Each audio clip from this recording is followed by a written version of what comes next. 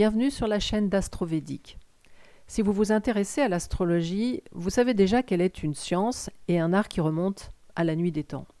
Et vous savez aussi que l'astrologie a été partagée par différentes cultures anciennes à l'époque où la vision du monde était moins matérialiste et rationnelle qu'elle ne l'est depuis le XVIIe siècle. L'astrologie s'est notamment répandue en Égypte, dans l'ancien empire perse, en Europe médiévale et bien sûr en Inde à l'époque védique. Il est certain que les courants astrologiques de ces époques reculées se sont développés au travers d'influences réciproques, du moins jusqu'à un certain point. Ce qu'on appelle aujourd'hui l'astrologie occidentale a fini par se distinguer en utilisant par exemple le zodiaque tropical, alors que l'astrologie védique a pérennisé son système basé, elle, sur le zodiaque sidéral.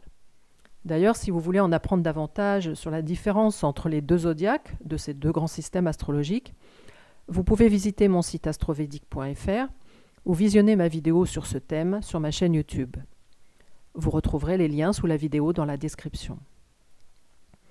La vision de l'astrologie védique prend donc ses racines, comme son nom l'indique, à l'époque védique. C'est donc l'époque qui a vu naître les 4 grandes écritures de l'Inde ancienne, les Védas.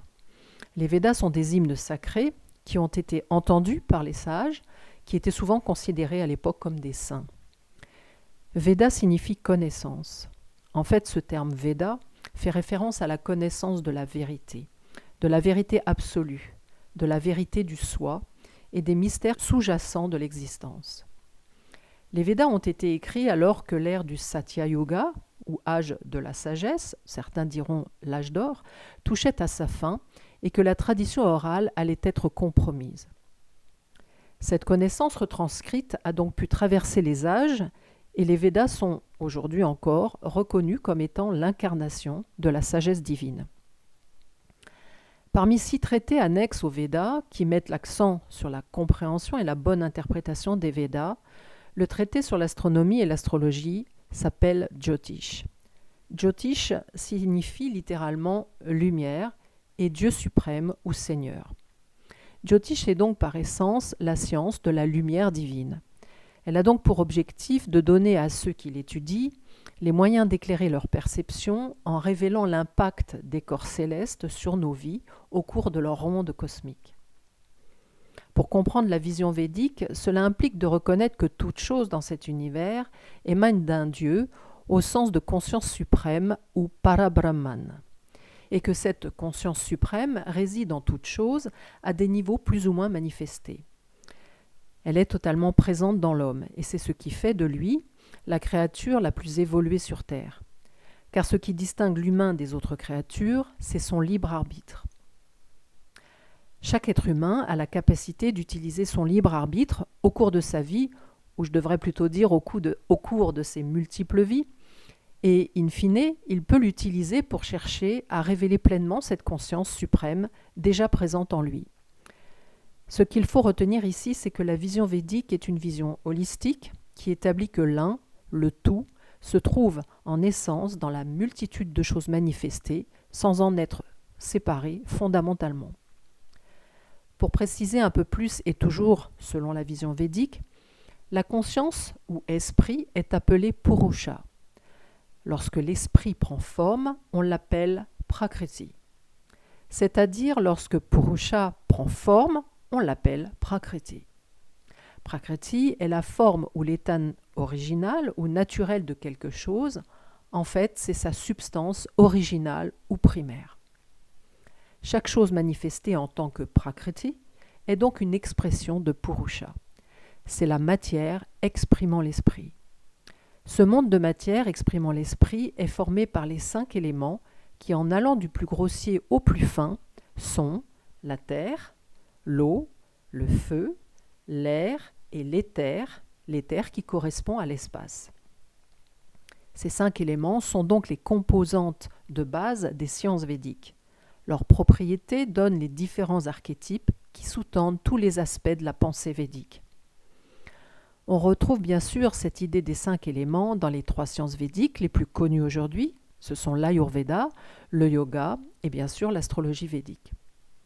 Donc ces sciences se basent aussi sur un autre concept, c'est le concept des gunas, Les gunas sont les qualités premières issues de la prakriti, ou nature fondamentale dont je viens de parler. Littéralement, le mot guna signifie un brin d'une corde ou d'un cordon. Les 3 gunas de prakriti sont définis comme 3 brins entrelacés de la corde contraignante de la nature. Par ce moyen, prakriti maintient en servitude tous les êtres incarnés, car ce sont les gunas qui nous lient à l'illusion que nous sommes simplement une créature physique et mentale. Les planètes sont elles aussi sous l'emprise des gunas, puisqu'elles existent en tant qu'objets manifestés de l'univers. Et c'est ce que met en lumière Parashara au début de son ouvrage, le Brihat Parashara Ora Shastra, dont vous trouverez la traduction des 4 premiers chapitres sur mon site. Alors voilà ce qui est dit, je cite. « Le Seigneur non-né a beaucoup d'incarnations. Il s'est incarné sous la forme des 9 planètes pour donner aux êtres vivants les résultats dus à leur karma. Il est Janardana, celui qui récompense les actions passées.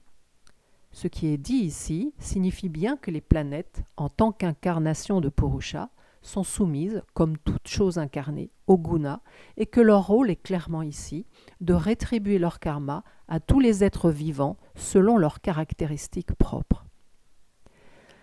Alors les 3 gunas se nomment sattva, rajas et tamas. Ils sont présents en proportions différentes dans tous les objets manifestés, qu'ils soient visibles ou invisibles. Les 3 gunas sont donc les qualités constitutives des mondes physiques, mental et spirituels. Sattva est la qualité qui se rapporte à la connaissance et à la pureté. Rajas lui fait référence à l'activité et au désir. Et tamas contient le principe d'inertie et d'ignorance. Vous l'avez sans doute compris, aucun de ces 3 gunas n'existe séparément. Chaque chose que nous percevons dans ce monde, qu'elle soit tangible ou subtile donc, est le résultat d'une combinaison de ces 3 qualités. Dans les êtres humains, c'est la même chose. Le corps, la personnalité et le mode d'action que chacun manifeste reflètent le degré de prédominance de l'un ou l'autre. Cette prédominance va aussi varier en fonction de la journée ou des situations.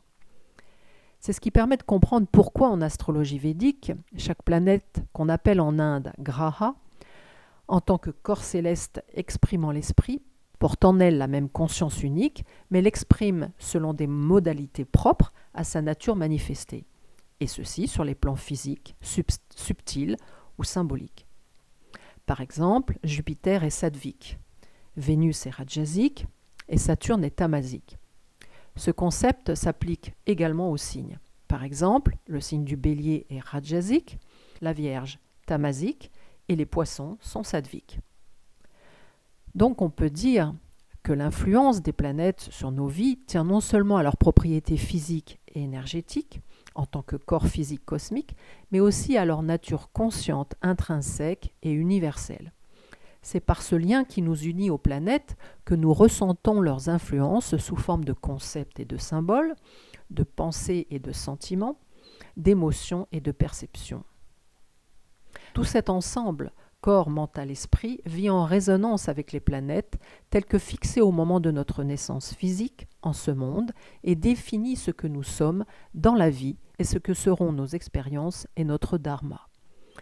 Autrement dit, les planètes résonnent en nous et nous influencent depuis le cœur de notre conscience et activent nos karmas selon une chronologie temporelle qui est repérable dans un thème natal. Pour découvrir plus de précisions sur les 5 éléments, ou les gunas, vous pouvez vous rendre sur mon site astrovedic.fr. Il y a des descriptions détaillées pour les planètes et pour les signes, ou encore vous pourrez trouver des articles sur ces sujets dans mon blog.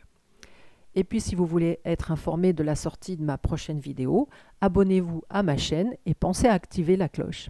Je vous dis à bientôt.